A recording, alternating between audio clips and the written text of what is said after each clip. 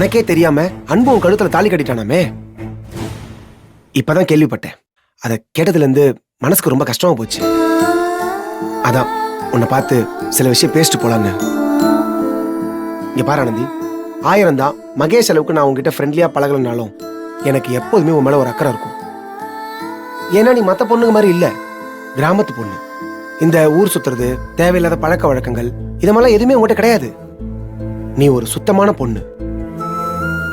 அப்படிப்பட்ட உன்கிட்ட யாரோ தப்பா நடந்துகிட்டாங்கன்ற விஷயம் எனக்கு தெரிய வந்தப்போ மனசுக்கு ரொம்ப கஷ்டமா போச்சு. உன்னப்போ ஏதோ ஒரு ராஸ்கல் இப்படி பண்ணி வச்சிருக்கானே. ச்சே, இந்த விஷயம் எனக்கு தெரிஞ்சப்பவே நான் உங்ககிட்ட பேசணும்னு நினைச்சேன். உனக்கு நடந்த அநியாயத்துக்கு காரணம் யாரா இருந்தாலும் அவங்கள சும்மாவே விடக்கூடாது. அவங்கள எப்படியாவது கண்டுபிடிச்சு சட்டத்துக்கு முன்னாடி கொண்டு வந்து நிறுத்தணும்னு நினைச்சேன். நான் உனக்கு சப்போர்ட்டிவா இருக்க ஆனந்தி, நீ தைரியமா இருன்னு உங்ககிட்ட சொல்லணும்னு நம்ம கம்பெனி ஃபங்க்ஷன்லயே நினைச்சேன்.